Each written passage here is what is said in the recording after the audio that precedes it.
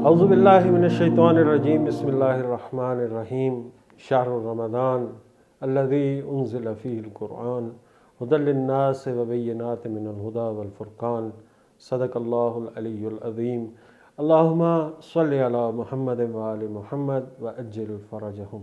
ناظرین کرام، آپ دیکھ رہے ہیں سچ ٹی وی کا پروگرام نور قرآن اور میں ہوں سید اسد عباس۔ ناظرین کرام، جیسا کہ ہم جانتے ہیں کہ ماہ رمضان المبارک ہے۔ ماہ رمضان المبارک نور قرآن، نزول قرآن کا مہینہ ہے۔ یہ وہ عظیم کتاب ہے جس کے بارے میں مختلف حوالوں سے اس کی صفات جو ہے وہ خود قرآن کریم کے اندر بھی بیان کی گئیں۔ جس طرح کہ ہم نے اپنے گزشتہ پروگرام میں قرآن میں موجود قرآن کی صفات جو ہے اس کے حوالے سے گفتگو کی، اور ہم نے جانا کہ اس قرآن کو قرآن کریم کے اندر ہی ہادی بھی کہا گیا، اسے نور بھی کہا گیا، اسے رحمت بھی کہا گیا، اسے شفا بھی کہا گیا، اسے برہان بھی کہا گیا، اس کو حبل المتین بھی کہا گیا، اس کو شافع بھی کہا گیا۔ بہت سی روایات قرآن کریم کے حوالے سے موجود ہیں جس کے اندر بسم اللہ الرحمن الرحیم وَنُنَزِّلُ مِنَ الْقُرْآنِ مَا هُوَ شِفَاءٌ وَرَحْمَةٌ لِلْمُؤْمِنِينَ، یعنی ہم نے قرآن کریم کے اندر شفا اور رحمت کو مومنین کے لیے نازل کیا۔ ہمارے معاشرے میں اس کا ایک مفہوم یہ لیا گیا کہ یہ قرآن کریم کی آیات، قرآن کریم کی صورتیں جو ہیں وہ ہماری دنیاوی امراض، ہماری جسمانی امراض کے لیے شفا ہے، اس کے لیے رحمت کے طور پہ ہم نے اس کا تاثر لیا۔ لیکن قرآن کا جو مقام ہے، قرآن کی جو حیثیت ہے معاشرے کے اندر، وہ اس سے بہت بلند ہے۔ یعنی وہ فقط ہماری جسمانی ضروریات کے لیے نہیں ہے بلکہ ہماری روحانی ضروریات کے لیے بھی ہے۔ جب قرآن کہتا ہے کہ ہم نے جو کچھ قرآن میں نازل کیا وہ شفا ہے، وہ رحمت ہے، تو اس سے مراد یہ ہے کہ وہ نہ فقط یہ کہ ہماری جسمانی عرائض کے لیے جو ہے وہ شفا ہے، بلکہ ہمارے روحانی مسائل کے لیے بھی جو ہے وہ شفا ہے۔ قرآن کی آیات، ہم نے اپنے گزشتہ پروگراموں میں بھی یہ بات کی کہ قرآن کریم کی آیات جو ہے وہ ایک آئینے کی حیثیت رکھتی ہیں۔ ہم اپنے کردار کو، ہم اپنے باطن کو قرآن کی ان آیات کے آئینے میں جو ہے وہ پیش کرنا چاہیے ہمیں، اور ہمیں دیکھنا چاہیے کہ ہمارا کردار جو ہے اس میں کیا کمیاں موجود ہیں جو کہ قرآن کی ان آیات کے اندر جو ہے وہ بیان کی جا رہی ہیں۔ امیر المومنین حضرت علی علیہ السلام کا ایک قول ہے جو کہ نہج البلاغہ میں درج ہے کہ فیہ ربیع القلب، اس کے اندر قلوب کی بہار موجود ہے، وَيَنَابِيعُ الْعِلْمِ، اور اس میں علم کے سرچشمے موجود ہیں، وَمَا لِلْقَلْبِ جِلَاءٌ غَيْرُهُ، اور اس سے بڑھ کر کوئی جلا جو ہے وہ قلب کے لیے موجود نہیں ہے۔ یہ امیر المومنین علیہ السلام کا جو فرمان ہے یہ بھی اسی جانب اشارہ کر رہا ہے کہ ہمارا قلب جو ہے، جو کہ مرکز انسانیت ہے، جو کہ انسانی نفس کا مرکز ہے، جہاں سے انسانی زندگی کی تمام تر خواہشات، تمام تر ضروریات اور تمام تر اچھائیاں اور برائیاں جو ہیں وہ اسی قلب سے یعنی پھوٹتی ہیں، اسی قلب سے نکلتی ہیں۔ اگر یہ قلب جو ہے یہ مردہ ہو جاتے ہیں تو اس کو جلا کی ضرورت ہوتی ہے۔ یہ ایک طرح کی بیماری ہے جس کو روحانی بیماری کہا جائے گا، جو کہ انسانوں کو لاحق ہو جاتی ہے۔ اور امیر المومنین علی علیہ السلام جو ہے وہ فرماتے ہیں کہ یہ قرآن کریم جو ہے یہ قلوب کے لیے جلا کا کام کرتا ہے، یہ اس کو زندگی دیتا ہے، اور اس کے لیے بہار کی، ہم جانتے ہیں کہ بہار سے پہلے کے موسم میں زمین کی کیا کیفیت ہوتی ہے، پودوں کی کیا کیفیت ہوتی ہے، یعنی شاخیں، پتے ان کے جھڑ جاتے ہیں، پھل ان کے ختم ہو جاتے ہیں، زمین کے اوپر سبزہ جو ہے وہ ختم ہو جاتا ہے۔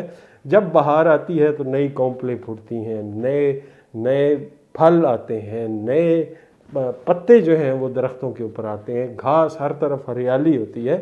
تو بالکل اسی طرح سے پھر موسم کے اندر ایک عجیب قسم کا سرور جو ہے وہ بہار کے موسم کے اندر موجود ہوتا ہے۔ امیر المومنین علیہ السلام اسی جانب اشارہ کر رہے ہیں کہ یہ قرآن کریم جو ہے یہ قلوب کی بہار کا مہینہ ہے، قلوب کی بہار کا ذریعہ ہے، اور رمضان المبارک جو ہے یہ خصوصاً یعنی قرآن کریم کی بہار کا مہینہ جو ہے وہ ہے۔ اور ہماری گفتگو جو ہے وہ اس وقت نور قرآن کی وساطت سے آپ سے تدبر قرآن کے حوالے سے جو ہے اس کا سلسلہ چل رہا ہے، اور ہماری بڑی خوش قسمتی ہے کہ ہمارے مابین قرآنیات کے استاد اور قرآنیات کے ماہر ڈاکٹر علی عباس نقوی صاحب موجود ہیں، جو کہ ادارہ البصیرہ کے صدر نشین ہیں، ادارہ التنزیل کو گزشتہ 15 برس سے چلا رہے ہیں، جو کہ معاشرے کے اندر خصوصاً قرآن کے مفاہیم کے حوالے سے، تدبر قرآن کے حوالے سے کام کر رہا ہے۔ انہوں نے گزشتہ 3 برسوں کے اندر ایک نصاب جو ہے وہ تدبر قرآن کے اوپر تیار بھی کیا۔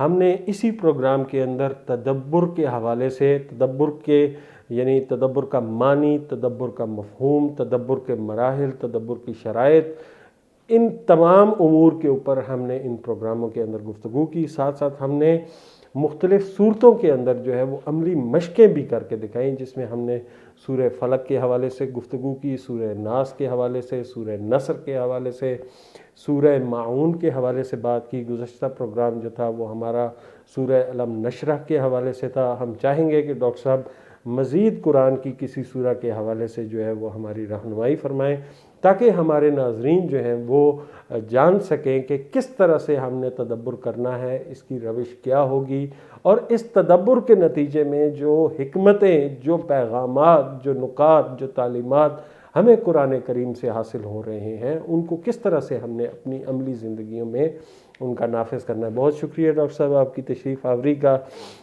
میں چاہوں گا کہ آج کے پروگرام میں آپ بتائیے کہ ہم ناظرین کو کس سورہ کے حوالے سے جو ہے وہ بات کرنے جا رہے ہیں۔ اعوذ باللہ من الشیطان الرجیم، بسم اللہ الرحمن الرحیم، وبہ نستعین۔ سب سے پہلے میں جو ہوں آج کے پروگرام کے حوالے سے، اور جو ہم نے ماہ رمضان سے آغاز کیا، نور قرآن کی وساطت سے ہم جو ہے تدبر قرآن پر بات کر رہے ہیں، قرآن کے تفکر پہ بات کر رہے ہیں، قرآن کی تعقل کی بات کر رہے ہیں۔ ہم یہاں پہ جمع ہوئے ہیں اور اس پروگرام کے ذریعے سے ہم عملی مشق کر رہے ہیں کہ کیسے صورتوں میں تدبر کر سکتے ہیں، کیسے ان صورتوں کو اپنی زندگی کا حصہ بنا سکتے ہیں۔ میں آپ کا اور سچ ٹی وی کے ذمہ دار افراد کا بہت شکر گزار ہوں کہ ماہ رمضان جو بہار قرآن کا مہینہ ہے، اللہ تعالیٰ نے ہم سب کو توفیق دی ہے کہ ہم قرآن کی خدمت میں ہو سکے اور تدبر کے موضوع پر گفتگو کر سکیں۔ بہت اہم اور بڑا جامع آپ نے مقدمہ پیش کیا ہے، اور اس میں بات یہاں سامنے آئی، قرآن جو ہے قلوب کی بہار ہے، اور بات قلب کی جلا بخش ہے۔ لیکن یاد رکھیں ان قلوب کی بہار کے لیے ایک نسخہ بیان کیا گیا ہے، ایک ایسا طریقہ بیان کیا گیا، اگر وہ کام نہیں کریں گے تو ہمارے قلوب جو ہیں مردہ ہو جائیں گے۔ اور وہ کب ہو سکتے ہیں، کب قلوب میں کوئی نسخہ کیا ہے، وہ طریقہ کیا ہے، وہ یاد رکھیں، وہ تدبر قرآن کا ہے۔ یعنی قرآن کہتا ہے اس آیت میں، سورہ محمد کی آیت نمبر 24 میں کہتا ہے کہ تم قرآن میں تدبر کیوں نہیں کرتے، آیا تمہارے دلوں کو کفر لگ گئے ہیں۔ تو یہاں پہ دلوں کو کفر لگ گئے، طریقہ کار کیا ہے تدبر کرنے کے حوالے سے۔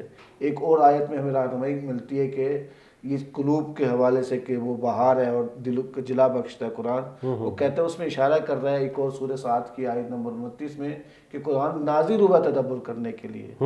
بس یاد رکھیں روایات میں بھی ہماری رہنمائی کی جا رہی ہے، اور جو ہے آیات میں بھی رہنمائی ہماری کی جا رہی ہے۔ قرآن شک کی نہیں ہے، ایک بہار انسانوں کے لیے، ایک حیات کا باعث بنتی ہے، انسان آگے بڑھ سکتے ہیں، حرکت کر سکتے ہیں۔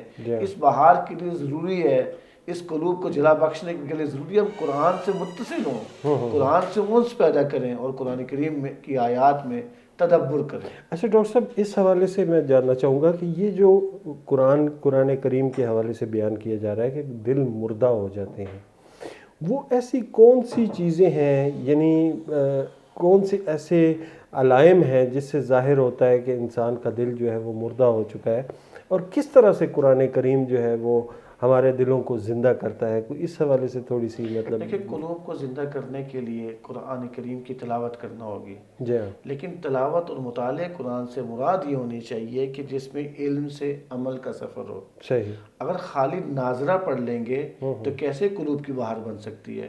یا قرآن کو صرف حفظ کر لیں گے، یا قرآن کریم کو جو ہے ہم اس کی موضوعاتی حوالے سے حفظ کرنا شروع کر دیں گے، یا قرآن کریم کو ہم بس تیزی سے مثلاً جو ہے ماہ رمضان میں ہم تو تیزی سے ختم قرآن کر لیں گے۔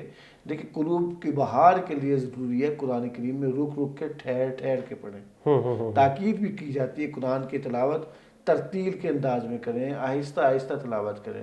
اب آہستہ آہستہ تلاوت سے مراد یہ کہ جب ان آیات کا مطالعہ کر لیتے ہیں تو اس کے لفظوں کو سمجھیں، اس کے جملوں کو سمجھیں، اس کے موضوعات کو سمجھیں. موضوعات کو سمجھنے کے بعد ہی ہمارے لیے جو ہے وہ جو ہے تلاوت دلوں کو بحال کر سکتی ہے. اس میں ڈاکٹر صاحب یعنی اس میں یقیناً قرآن کا ایک صوتی لطف ہے. یعنی خود جو قرآن کا آہنگ ہے، جو قرآن کی صوت ہے، جو قرآن کے الفاظ ہیں، وہ بہت لطیف ہے. یعنی آپ کسی کی بھی قاری عبدالباسط کی قرأت سن رہے ہیں یا شیخ انور شہاد کی جو ہے وہ اگر آپ تلاوت سن رہے ہیں، انسان کے قلب کے اوپر اثر آتا ہے. اور نہ صرف یہ کہ مسلمانوں کے قلوب کے اوپر ہم نے دیکھا کہ اس کے اثرات ہیں، بلکہ یعنی غیر مسلموں کو ایون جو ہے وہ اثرات ہوتے ہیں، تلاوت سن کے اثرات ہوتے ہیں. تو ہم معاشرے کے اندر یہ اثرات جو ہیں یہ مختلف جگہ پر دیکھ رہے ہوتے ہیں کہ تلاوت کے اثرات. لیکن جہاں تک میں سمجھا ہوں کہ یہ جو قرآن کی بہار کب کہا گیا ہے اور یہ کہا گیا ہے کہ اس سے دلوں کو جلا ملتی ہے.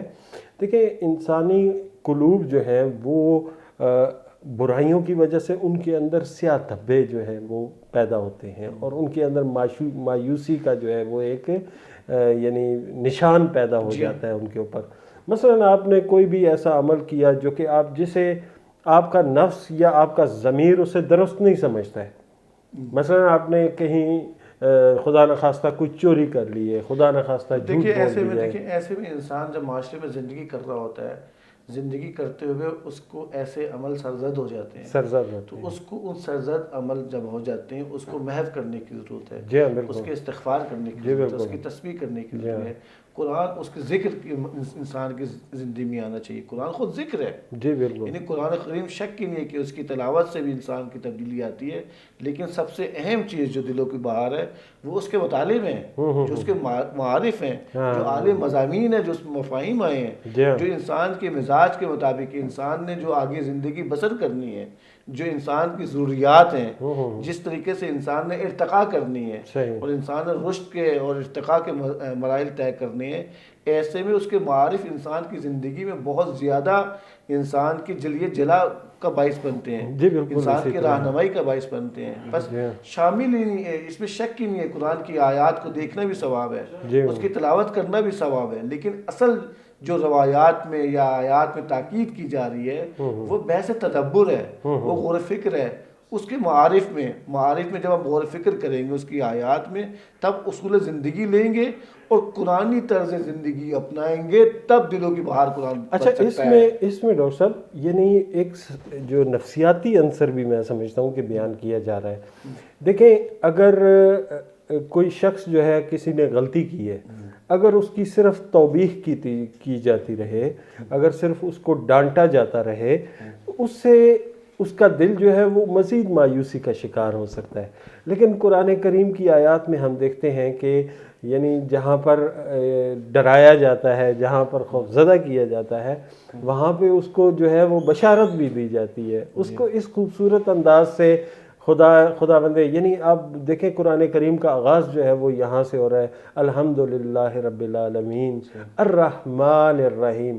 یعنی ایک انسان جس نے گناہ کیا ہوا ہے، جس کا دل سیاہ ہو چکا ہے، جس کا دل جو ہے وہ مردہ ہو چکا ہے، یعنی اس کے اندر کوئی زندگی کی رمق باقی نہیں رہی ہے، وہ جب یہ جملے پڑھتا ہے الرحمن الرحیم، یعنی وہ رحمان بھی ہے، وہ رحیم بھی ہے جی، اس کی امید کی ایک کرن اس کے دل کے اندر پیدا ہوتی ہے، امید آتی ہے. اس میں ہم اس بات پر ایمان ہے قرآن کلام الہی ہے، انسانوں کو امید دینے کے لیے امید دیتا ہے، انسان کی نہ فقط امید دیتا ہے بلکہ اس کا راستہ بھی بتاتا ہے اور راستہ طے کرنے کا طریقہ بھی بتاتا ہے. دیکھیں انسان نے اس موجودہ کیفیت سے، موجودہ حالت سے اس نے مطلوبہ حالت تک سفر کرنا ہے. جی بالکل، اس کو کہتے ہیں تفکر کرنا. جی بالکل. اب یہ موجود سے مطلوب تک سفر کرنا ہے، اس کا راستہ بھی چاہیے، طریقہ کار بھی چاہیے. صورتوں میں یہ تینوں چیزیں موجود ہیں. یہ میرا مطلوب ہے، ٹھیک ہے، اور میں نے اب یہ یہاں پہ موجود ہے، یہ میرا موجود ہے اور یہ مطلوب ہونا چاہیے. یعنی یہ موجودہ صورتحال ہے اور یہ مطلوبہ صورتحال صورتوں میں بیان کی گئی ہے. اب ان کے درمیان کیسے راستہ طے کرنا ہے وہ بھی بیان کیا گیا ہے. در واقع انسان میں جو قرآن کی تلاوت کے بعد انہی کو تلاش کرنا ہے.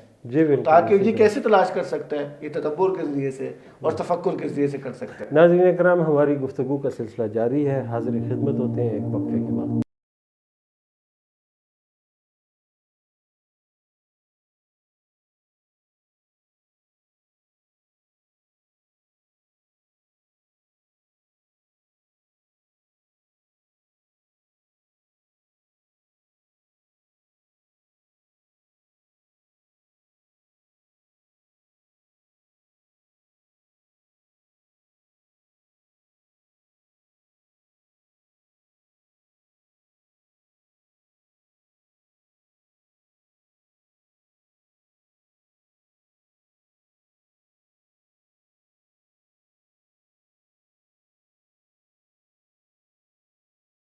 ناظرین اکرام خوش آمدید. ہماری گفتگو کا سلسلہ چل رہا ہے تدبر قرآن کے حوالے سے.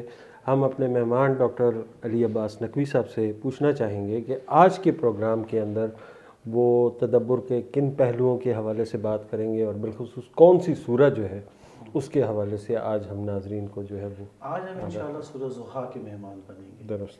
یہ سورہ ضحیٰ تمام کی تمام آیات پیغمبر صلی اللہ علیہ وسلم سے اس کا خطاب ہے، اور پیغمبر کی سیرت کو بیان کیا جا رہا ہے، ان کی عظمت کو بیان کیا جا رہا ہے. اور میں یہ سمجھتا ہوں، ابتدائی گفتگو میں کہوں گا، ہمیں پیغمبر کی سیرت کو سمجھتے ہوئے اس کو اپنی زندگی کا حصہ بنانا ہے. تو لہٰذا کوشش ہوگی ہم جب سورہ ضحیٰ میں تفکر کریں تو اور پھر تعقل کریں، نقاط زندگی اخذ کریں، اور اس کے بعد جب اس سورہ کے غرض و مقصد کو پہنچتے ہوئے جب طہارت کے بعد پہنچیں گے تو اس وقت میں اشارہ کریں گے کہ سورہ کا محور تمام آیات پیغمبر گرامی صلی اللہ علیہ وآلہ وسلم کی شخصیت ہے، ان کی سیرت ہے. تو کوئی ہمارے ہوگا اس میں سے نقاط طہارت یوں بیان کریں کہ ہم ان کو اپنی زندگی میں ان کی سیرت کو اپنا سکیں. درست ہے. اچھا، یہ جو سورہ ہے یعنی سورہ ضحیٰ، ایک تو اس کا پس منظر آپ بیان کیجیے گا، اور جس طرح سے آپ سورہ کی تلاوت فرماتے ہیں اس کا ترجمہ بیان کرتے ہیں، اور پھر اس کے الفاظ کے مشکل الفاظ کے معنی، تاکہ یہ ہے کہ ہمارے ناظرین جو ہیں وہ جان سکیں کہ جو عموماً وہ ترجمہ پڑھ رہے ہوتے ہیں اس کے علاوہ بھی کوئی اگرچہ الفاظ کے یعنی معنی اگر موجود ہیں تو وہ بھی ان کے علم میں آ جائے. ہم نے ہمیشہ بیان کیا ہے کہ تفکر کے 4 مراحل ہیں. صحیح. پہلا مرحلہ بہت بنیادی مرحلہ ہوتا ہے جس کو ہم کہتے ہیں سورہ میں تفکر کرنا. درست. اس کے لیے ہم سورہ کی تلاوت کرتے ہیں، سورہ سے انس پیدا کرتے ہیں اور مشکل الفاظ کے معنی بیان کرتے ہیں. اس کا فائدہ کیا ہوتا ہے کہ ہم سورہ کے درمیان جو آیات کے درمیان جو ارتباط ہے لفظوں سے سمجھتے ہیں اور اس سے نقاط نکالنا شروع کر دیتے ہیں. ان نقاطوں میں کچھ اصول زندگی نکل آتے ہیں، معیار زندگی نکل آتے ہیں. اس لیے بہت ضروری ہے کہ سورہ سے انس پیدا کریں، ہم سورہ کی تلاوت کریں گے اور اس کے بعد سورہ کی کلی تصویر. اچھا، ایک ڈاکٹر صاحب آپ وہ جو اس کا سرنامہ سا پڑھتے ہیں یعنی کسی بھی سورہ کا، وہ میں چاہوں گا کہ اس سے چونکہ ایک کلی تصویر اور کلی موضوعات جو ہے نا وہ ذرا واضح ہو جاتے ہیں.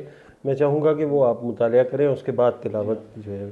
اس کا سرنامہ کچھ یوں ہے: نظام آفرینش ہر لمحہ عالم بالا سے خورشید حقیقت کی کرنوں اور اس کے لامتناہی فیوزات و برکات کا محتاج ہے.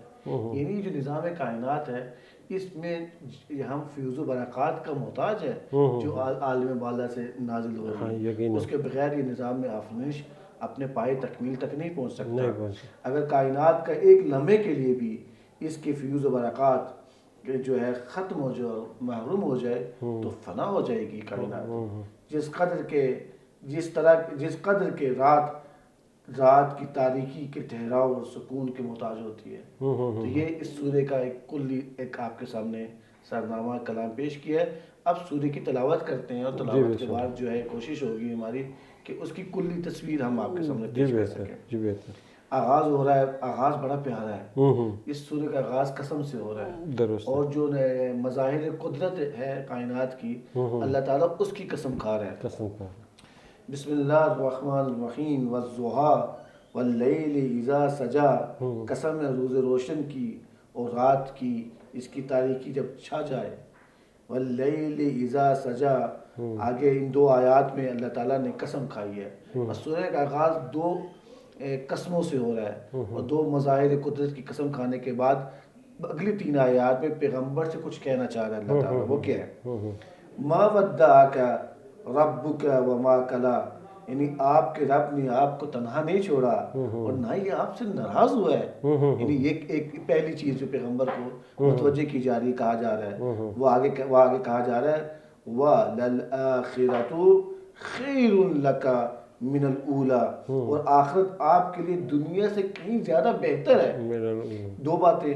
تیسری چیز جو پیغمبر کو متوجہ کی جا رہی ہے اور کہا جا رہا ہے وَلَا سَوْفَ يُؤْتِيكَ رَبُّكَ فَتَرْضَىٰ، اور ان قریب آپ کا رب آپ کو اتنا عطا کرے گا کہ آپ راضی ہو جائیں. یعنی سورہ کا آغاز 2 قسموں سے ہوا ہے، اور آغاز قسم ہونے کے بعد جو 3 چیزیں پیغمبر کو متوجہ کی جا رہی ہیں. آگے اللہ تعالیٰ جو ہے پیغمبر کو 3 حقائق کی طرف بیان کرنا چاہ رہا ہے. یعنی سوالات کے ذریعے پیغمبر کو 3 حقائق متوجہ کر رہا ہے اور بیان کیے جا رہے ہیں. آگے کہا جا رہا ہے علم، آغاز سوال سے ہو رہا ہے، 3 آیات میں سوال ہے. علم یلد کا یتیمن فآوا، کہ آپ نے کیا اس نے آپ کو یتیم نہیں پایا کہ اس نے پناہ دی، کہ آپ کو پناہ دی ہو. ووجدک ضالا فہدی، اور اس نے آپ کو گمنام پایا تو راستہ دکھایا. اسی طریقے سے پھر سوال کیا جا رہا ہے، عطف اس پہ ہو رہا ہے علم پر.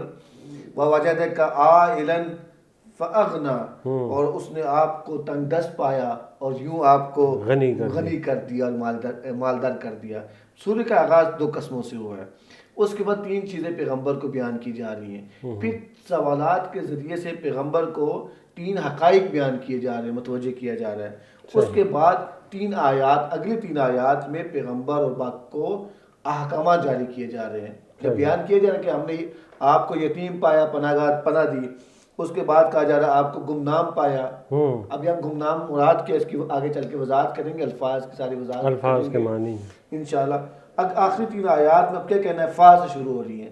فَأَمَّا الْيَتِيمَ فَلَا تَقْهَرْ، لہٰذا اب یتیم کو دیکھو، یتیم ہو تو اس کی توہین نہ کرو، اس کی توہین نہیں کرنی. وَأَمَّا السَّائِلَ فَلَا تَنْهَرْ، اور سائل کو جھڑکو نہیں. وَأَمَّا بِنِعْمَةِ رَبِّكَ فَحَدِّثْ، اور اپنے رب کی نعمتوں کو بیان کریں. یعنی 3 احکامات جاری کیے.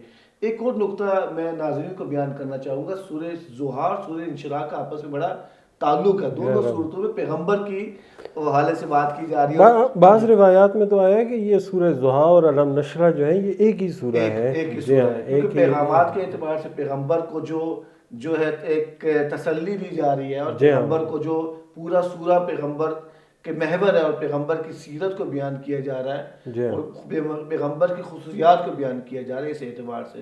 بس اب ہم چلتے ہیں، ہم اس سورہ تلاوت کے بعد ہم نے تلاوت کے دوران ہی کوشش کی ہے کہ سورہ کو جو ایک کلی تصویر بھی آپ کے سامنے پیش کی ہے. میں ایک بار پھر ناظرین کو بتاتا چلوں، 2 قسموں سے آغاز ہو رہا ہے. اس کے بعد 3 آیتیں پیغمبر سے کچھ کہہ رہی ہیں.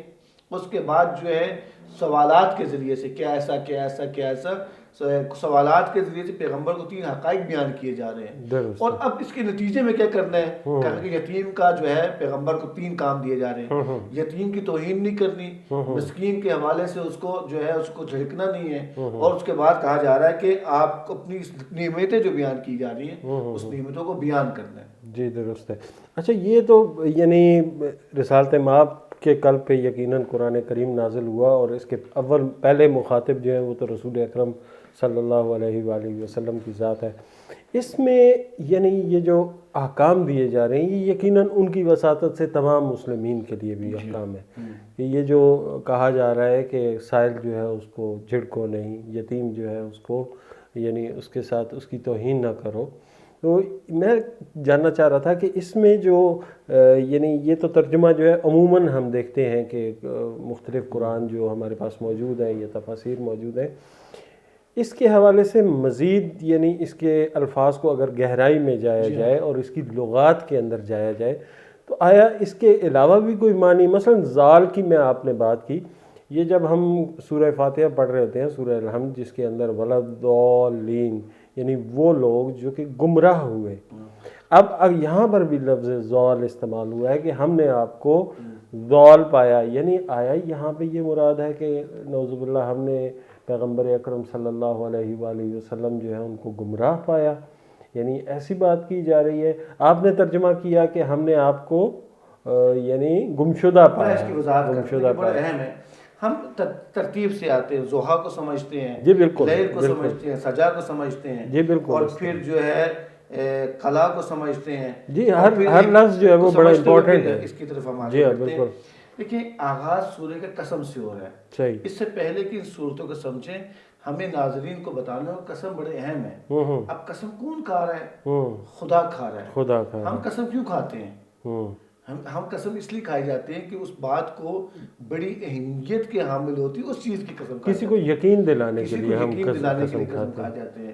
اب اللہ تعالیٰ جو ایسی چیزوں کی قسم کھا رہا ہے جو ہماری زندگی میں بڑی اہمیت کے حامل ہے. ضحیٰ اور لیل، یعنی زندگی میں ضحیٰ کسے کہتے ہیں؟ ضحیٰ دن کی روشنی کو کہتے ہیں جو اوج کی ہو، اوج پر ہو، یعنی آخری حد اور کمال تک پہنچ جائے وہ روشنی. والضحیٰ مزید اس کے معنی بیان کرنا چاہتا ہوں. اور لیل بھی کسے کہتے ہیں؟ رات کی تاریکی کو کہتے ہیں جو رات اپنی انتہا تک پہنچ جائے.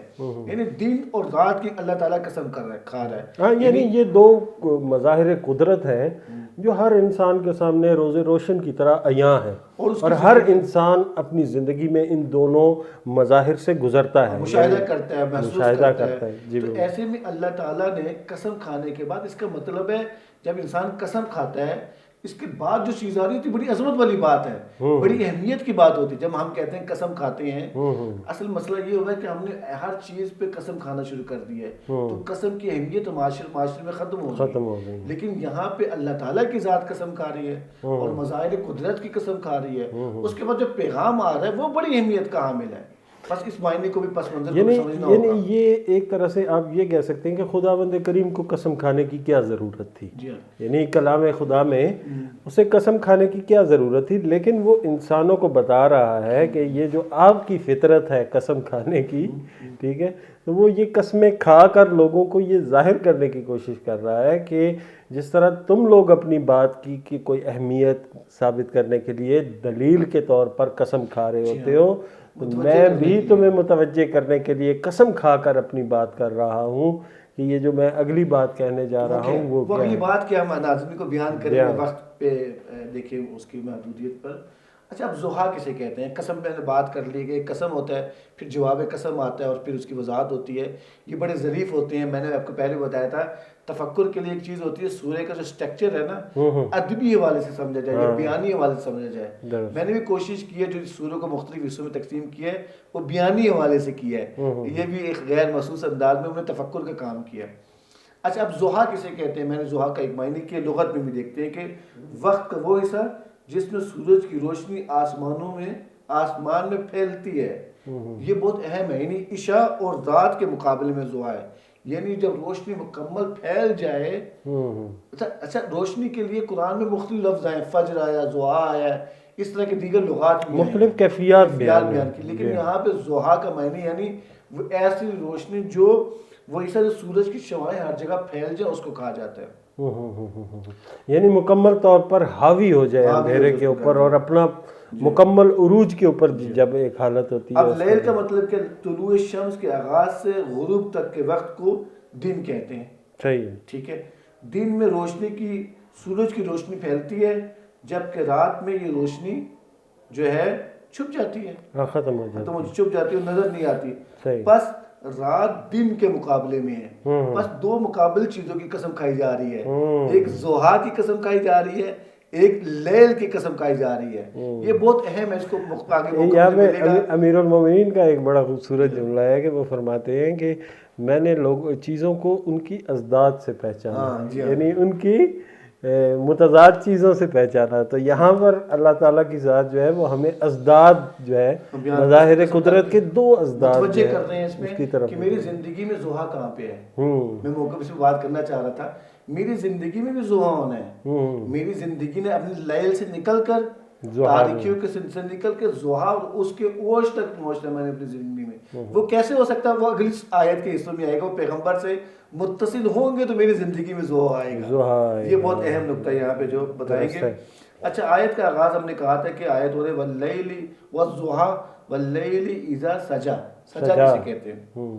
سجا کہتے ہیں کہ کسی چیز کا جاری ہونا، ایک چیز ہے اس کا جاری ہونا یہاں تک کہ ثابت ہو جائے اور اپنے حال پر باقی رہے. یعنی کیا مطلب؟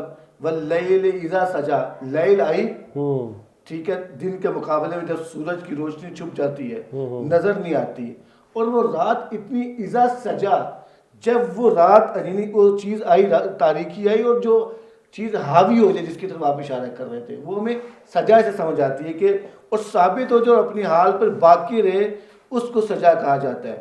یعنی رات کی انتہا کو یا تاریکی کے چھا جانے کو سجا کہا جاتا ہے. یعنی جہاں سے وہ شروع ہوئی اور جہاں اس نے پہنچنا ہے وہاں رک جائے اور پھر تسلسل سے جاری رہے، اس کو کہتے ہیں سجا. یہ لفظ بڑا اہم ہے معنی میں سمجھنے کے لیے، اس لیے وضاحت میں. اچھا، اس میں یہ دیکھیں ایک بڑا لطیف نقطہ بھی ہے کہ خداوند کریم جو کہ اس پوری کائنات کا خالق ہے اور جس نے ہر چیز کو خلق کیا ہے، وہ چیزوں کی لطائف اور اس کی باریکیوں سے کس طرح سے آگاہ ہے اور کس طرح سے لوگوں کو ان باریکیوں کی طرف متوجہ کر رہا ہے. یعنی لیل فقط بھی کہا جا سکتا تھا کہ وہ لیل کافی ہے، کافی تھا واللیل، لیکن اس کو وہ اس کی باریکی اور لطافت کو بیان کر رہا ہے. سجا ہو جائے، وہ یہ بیان کر رہا ہے کہ میں اس قدر لطیف ہوں. اس لیے خدا کی ایک صفت ہے کہ وہ لطیف ہے. یعنی اس کی دقیق ہے، اس کے اندر دقت ہے، اور وہ ہمارے معاملات کے اندر کس قدر دقیق ہوگا. یعنی یہ چیز جو ہے ڈاکٹر صاحب معذرت کے ساتھ ابھی ایک وقفے کا مجھے کہا جا رہا ہے. ناظرین اکرام حاضر ہوتے ہیں وقفے کے بعد.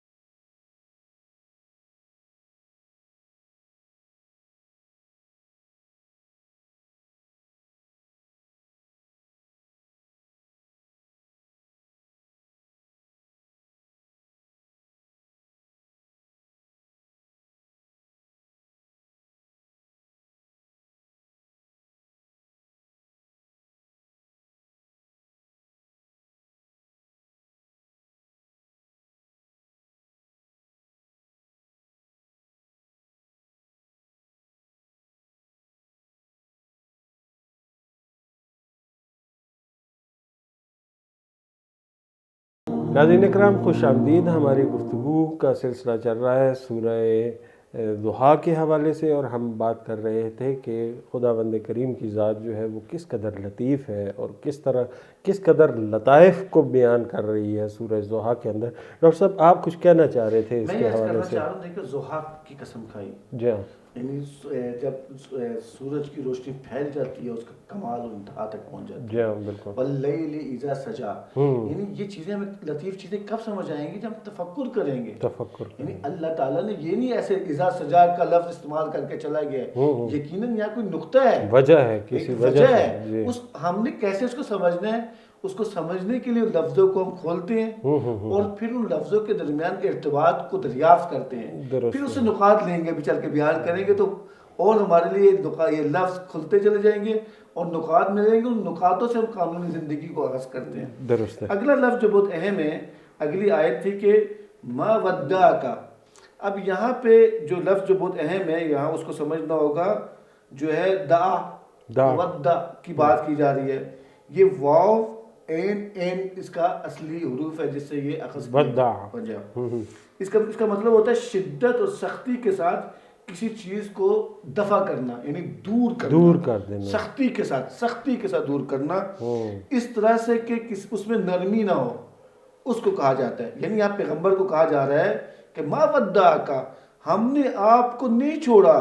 ہم نے ایسا نہیں ودع تمہارے رب نے، تمہارے پروردگار نے جو تمہیں جو کمال کی طرف لے کے آگے جانا چاہے. رب کے معنی میں پہلے بیان کر چکے ہیں. جو رب اسے کہتے ہیں جو انسان کی مشکلات کو دور کرے، انسان کی ضروریات کو پورا کرے اور کمال کی طرف لے جائے، وہ پروردگار جو تدبیر کرنے والا ہے. اس تدبیر کرنے والے نے آپ کو یعنی دور نہیں کیا. آپ یہ نہ سمجھے کہ آپ کو دور کر دیا. اس کا ڈاکٹر صاحب یہاں پہ ایک پس منظر بھی ہے اس آیت کا. یعنی کہا جاتا ہے کہ رسالت مآب کے اوپر جو وحی کا سلسلہ آ رہا تھا، جاری تھا، وہ کچھ عرصے کے لیے رک گیا، اور ایون لوگوں نے پھر یعنی اس حوالے سے رسالت مآب کو تانے دینے شروع کیے. اس کے بعد یہ سورہ ضحیٰ جو ہے وہ نازل ہوئی، اور جس کے اندر جو ہے کہا گیا کہ سورہ کے پس منظر میں اگر دیکھا جائے یہ ایسی روایات ہمیں ملتی ہیں اور اس سے بھی سمجھنے میں موقع آسانی ہوتی ہے، تفکر کرنے میں. یعنی اس میں بتایا جا رہا ہے رسالت مآب کو کہ ہم نے آپ کو چھوڑا نہیں ہے، ہم نے آپ کو دور نہیں کیا ہے اپنے آپ سے. اس میں جو اگلی یعنی اسی لفظ میں کلا کسے کہتے ہیں، یہ تنگی اور شدت کے عمل کو کہا جاتا ہے. یعنی کسی چیز کو محدود کرنے کو کہا جاتا ہے. یعنی کہ آیت میں جو کہانی، آیت کا ترجمہ کہہ رہے ہیں کہ ہم نے بیان کیا، مختلف مترجمین نے بیان کیا ہے کہ ہم نے چھوڑا نہیں، نہ ناراض ہوا. اب یہاں پہ ناراض ہونے سے مراد یہاں پہ یہ کہ آپ کو تیری ذات نے یعنی تمہیں یاد رکھا ہے اور تمہیں فراموش نہیں کیا ہے. یعنی فراموش نہیں کیا، یعنی وہ ناراض نہیں ہوا. انہوں نے معنی ترجمے میں بسا اوقات ناراض ہونے کا کیا ہے، بس معنی یہ کہ تمہیں شدت سے دور نہیں کیا، اور نہ ہی تمہارے پروردگار نے تمہیں بھولا ہے یا تمہیں ایسے نہیں کہ تمہیں یاد نہیں کرتا یا تم سے کوئی ناراض ہو گیا. کلا کی لغت میں کیا معنی ہے؟ یعنی کلا کی لغت میں نے بتائی میں اس کا پڑھ رہا تھا کہ کلا جو ہے اس کا کوئی اور معنی بھی ہے. یہ کلا کا معنی عرض کیا میں نے, کلا کا معنی یہی ہے کہ کلا کا مطلب کیا گیا کہ ناراض ہونے کو یا کسی چیز کو تنگ کرنا یا محدود کرنے کے معنی میں, ترک کر دینا, ترک کرنے کے معنی. پیغمبر کو خدا کی ذات نے ترک نہیں کیا. یعنی اس میں کہا جا رہا ہے کہ یہ جو آپ کا انقطاع وحی ہوا ہے یا جو یعنی آپ کی طرف وحی نہیں آ رہی, تو اس سے مراد یہ نہیں ہے کہ آپ کو اللہ تعالیٰ نے جو ہے وہ اپنے سے دور کر دیا یا ترک کر دیا, ایسا نہیں ہے. یا تمہیں دور یعنی شدت کے ساتھ پیچھے کر دیا, ہرگز ایسا نہیں ہے. یعنی بڑی خوبصورت تعبیر ہے. ضحیٰ کی قسم کھانے کے بعد لائل کی قسم کھانے کے لیے اب پیغمبر کی عظمت سامنے آ گئی نا اس قسم کے بعد. یعنی ضحیٰ ایک بہت اہم چیز ہے ہماری زندگی میں. ہماری زندگی میں لیل بڑی اہم ہے. اللہ نے اسی کو اس مظاہر قدرت کی قسم کھانے کے بعد پیغمبر کی طرف بتایا ہے. پیغمبر کی عظمت کو یہاں اگلی آیات بیان کر رہی ہیں. خب یہ ہوگی آگے جو 4 نمبر آیت میں وہ لفظ کو ہم نے سمجھنا ہوگا. آخرت کا لفظ ہے. یہ لفظ آخرت کا معنی ہے بعد کے معنی میں ہے, یعنی کسی چیز کا بعد میں آنا. لفظ آخر فاعل کے وزن پر ہے, اس کے مؤنث کو آخرت کہا جاتا ہے. یعنی مطلب کیا ہوا, آخرت کا معنی یہ ہوا کہ آخرت اسے کہتے ہیں جو کوئی چیز بعد میں آئے. یعنی وہ اے پیغمبر جو ابھی اول ہے اس کا ایک بعد بھی ہے. یہ بہت اہم ہے. آیت کا ترجمہ یوں ہو جائے گا کہ آخرت آپ کے لیے دنیا سے کئی بہتر ہے. یعنی ابھی جو آپ کی دنیا ہے, آپ کی دنیا میں ایک مقام و عظمت ہے, اس کے جو بعد ہے وہ تیرے لیے اس سے بھی زیادہ اہمیت کا حامل ہے. اچھا اولا کیا ہوتا ہے؟ اولا کا مطلب وہی جو میں نے آپ کو بتا دیا. اولا اول سے ہے. اول یعنی ایسی چیز جس کا کوئی بعد ہو, اولا اس کو کہا جاتا ہے. اور اولا یہاں پہ لفظ مؤنث کے طور پر استعمال ہوا ہے. بس اس آیت کو ہم اچھے طریقے سے سمجھ گئے. اس کے بعد والی آیت بڑی اہم ہے, اس کو بھی سمجھنا ہوگا. اس میں پیغمبر کی جو عظمت بیان کی جا رہی ہے اور تعارف کروایا جا رہا ہے. وَلَا سَوْفَ يُؤْتِيكَ رَبُّكَ فَتَرْضَىٰ. اب یہاں پہ عطا کسے کہتے ہیں؟ یعنی اس کو عطا کہتے ہیں ان قریب پیغمبر کو اتنا عطا کیا جائے گا کہ یہ عطا جو ہے اس کی عظمت کو بیان کرنے والا. عظمت یعنی عطا دینے والے کی عظمت کے سبب ہوتا ہے. یعنی اس قدر آپ کو دیا جائے کہ آپ کی خواہش کے مطابق, آپ کی مرضی کے مطابق, جسے آپ پسند کرتے ہوں گے وہ آپ کو, جس سے آپ راضی ہوں گے وہ آپ کو عطا کیا جائے گا. کیا عظیم اس میں لطیف جو جس کی طرف آپ لغت سے جب ہم لغتوں کو کھولتے ہیں پھر نقطے ہمارے لیے کھولنا شروع ہو جاتے ہیں. یعنی رسالت مآب سے کہا جا رہا ہے کہ اے میرے پیغمبر, جو آپ کے لیے آخرت میں ہم نے اجر رکھا ہے, جو بعد کا اجر ہے وہ ایسا ہے, یعنی آپ کو اللہ تعالیٰ اتنا عطا کرے گا کہ آپ راضی ہو جائیں گے. یعنی عجیب صورتحال ہے. دیکھیں میں یہاں پر رسالت مآب صلی اللہ علیہ وسلم کی فضیلت اور شان اور بلندی جو ہے وہ بھی دکھائی دیتی ہے کہ کجا یہ کہ انسانوں سے رب تقاضا کر رہا ہے کہ اس کی رضا کے لیے کوشش کرے.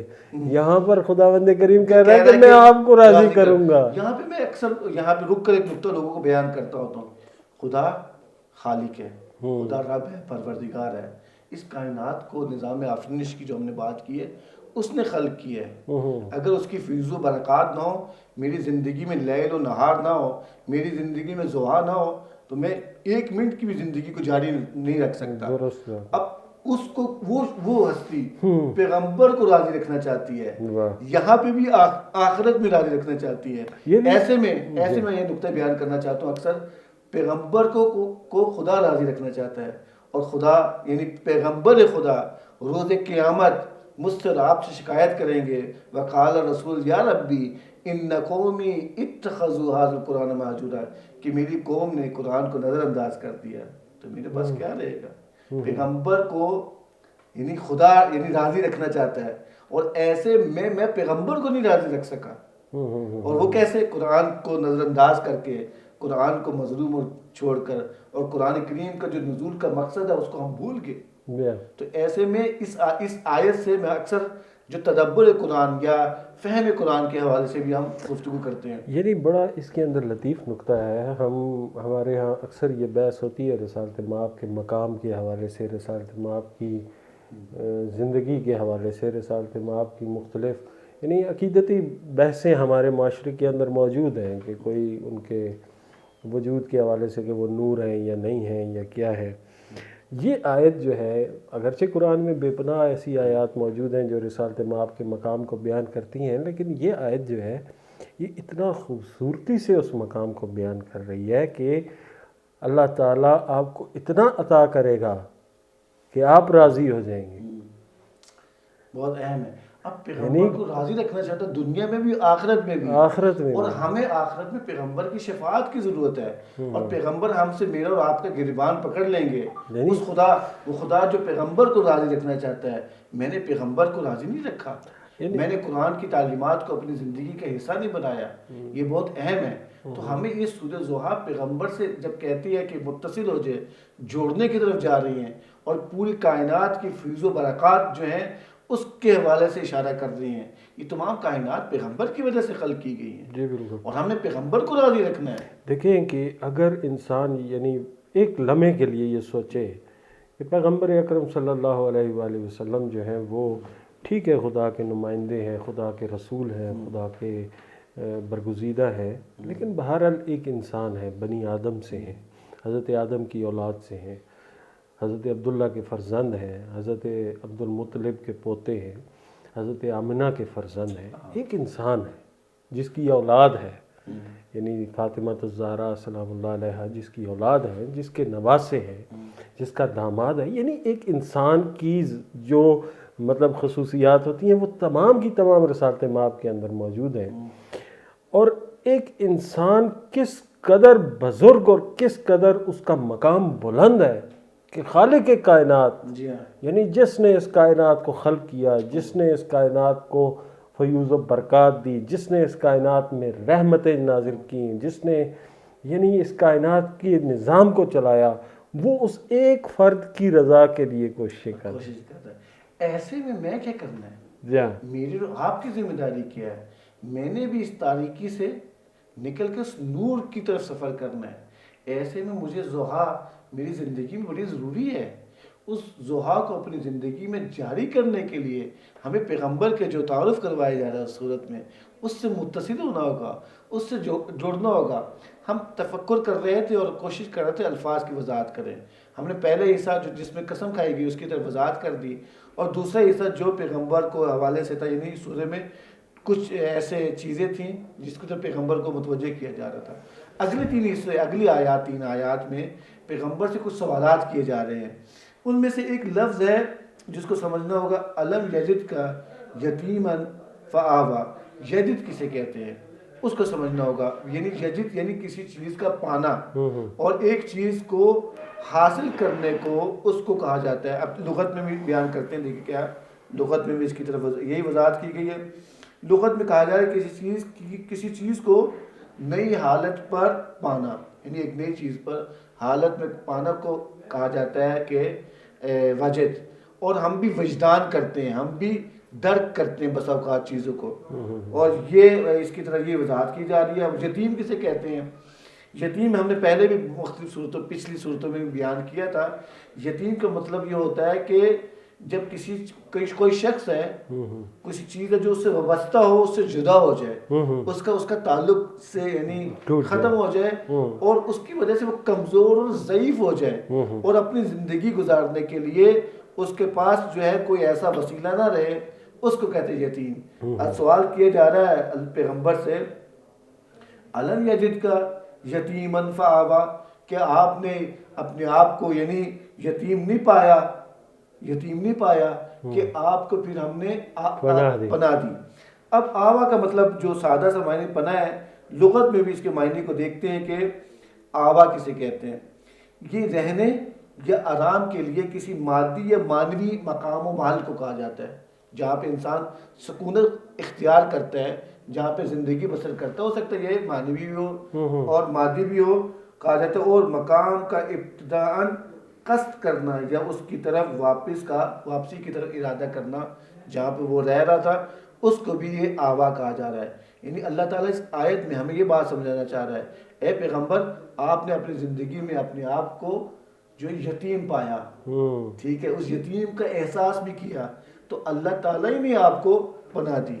یہ آیت اچھا، بڑی اہم ہے. اس کے اندر دیکھیں کہ یعنی اس کے وہ جس طرح سے کہتے ہیں نا کہ قرآن کے کئی بطون ہیں، یہ آیت جو ہے یہ بھی بطون کی حامل ہے. یعنی اس کا ایک ظاہری بطن جو ہے، ایک ظاہر جو ہے اس کا، کہ پیغمبر اکرم صلی اللہ علیہ وآلہ وسلم جو ہے ان کی ولادت سے پہلے ان کے والد کا انتقال ہو گیا، حضرت عبداللہ کا. حضرت آمنہ موجود تھیں، اس وقت پناہ دی حضرت ابو طالب، حضرت عبد المطلب. یہ پناہ کی مختلف شکلیں سامنے یعنی آئیں یہ گی. اب ظاہر قرآن کو لینا، ظاہر قرآن جو ہے وہ واضح بیان کر رہا ہے کہ جب رسالت مآب یتیم ہوئے تو ان کی پناہ گاہ حضرت عبد المطلب کو بنایا گیا، اور جب حضرت عبد المطلب کا انتقال ہوا تو ان کی پناہ حضرت ابو طالب کو بنایا گیا. یعنی حضرت عبد المطلب نے خود حضرت ابو طالب کے ذمہ کیا، اور خود ان کی جو ماں ہے فاطمہ بنت اسد، جن کے بارے میں روایات سن رہا تھا کہ رسالت مآب نے گواہی دی کہ تو نے مجھے، اس خاتون نے ماں کی حیثیت سے میری جو ہے وہ پرورش کی، خود نہیں کھایا مجھے کھلایا. یعنی کیسی خوبصورت پناہ گاہ خداوند کریم نے رسالت مآب صلی اللہ علیہ وآلہ وسلم کو. اس کا ایک اور مفہوم بھی میں بیان کرنا چاہوں گا. ہمارا وقت جو ہے وہ ختم ہو گیا ہے. ناظرین کرام، انشاءاللہ اگلے پروگرام میں ہم سورہ ضحیٰ جو ہے اس کے حوالے سے مزید بھی بات کریں گے، اور اس سورہ کے اندر موجود مطالب اور مفاہیم کو تلاش کرنے کی، اور اس خداوند کریم سے دعا کریں گے کہ ہمیں ہماری توفیقات جو ہیں اس میں اضافہ فرمائے تاکہ ہم قرآن کے مفاہیم کو سمجھ سکیں. ناظرین کرام، اب تک کے لیے اجازت دیجیے. اللہ حافظ.